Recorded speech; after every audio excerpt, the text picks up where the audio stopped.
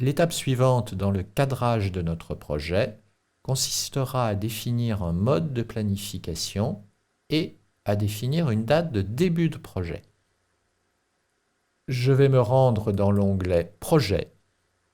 Dans cet onglet Projet, je choisis l'icône Informations sur le projet.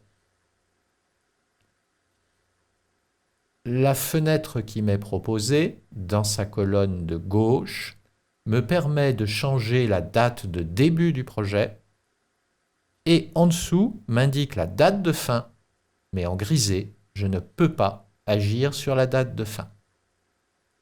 C'est Project qui calculera la date de fin en fonction de la durée de mes différentes tâches.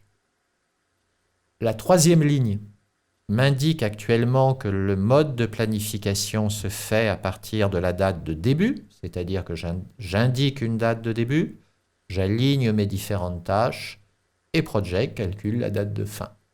Si je développe cette option et si je choisis l'option date de fin du projet, je pourrais réaliser un rétro-planning en indiquant une date de fin. Vous voyez que l'option est maintenant disponible.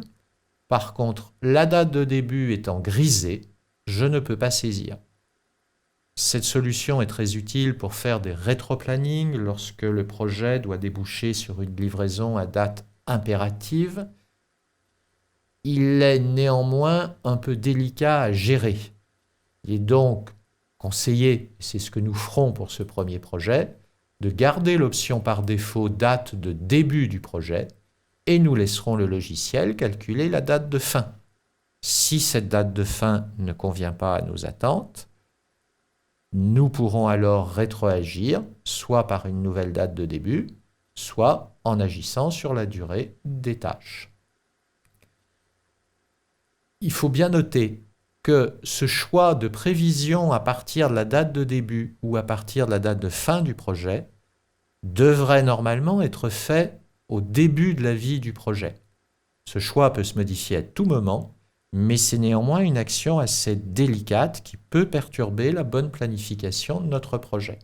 Donc, autant ma date de début pourra être changée à tout moment, autant ce choix d'option de planification devrait normalement rester constant tout au long de la vie du projet.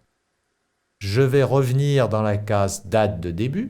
Je développe la flèche noire pour obtenir le petit calendrier. Et ce nouveau projet témoin, nous allons le démarrer en janvier 2016.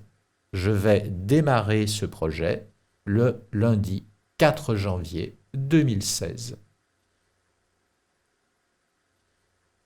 Juste pour information, les indications qui sont portées dans la colonne de droite nous serviront au moment des opérations de suivi du projet, c'est-à-dire l'indication du réel par opposition à ce que nous avons prévu.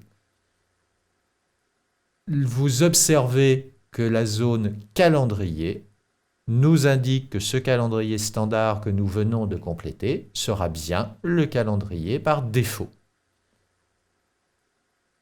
La partie grisée en partie inférieure de cette fenêtre sera réservée aux utilisateurs de la version Project professionnelle capables de se connecter à l'outil Project Server. Si vous utilisez une version Project standard, vous n'avez pas cette partie grisée. Je valide ce réglage de la date par le bouton OK. Et je constate que mon échelle de temps est bien revenue sur le lundi 4 janvier et je constate la présence d'une petite ligne pointillée verticale juste au droit du lundi 4 janvier 2016 qui me matérialise cette date de début du projet.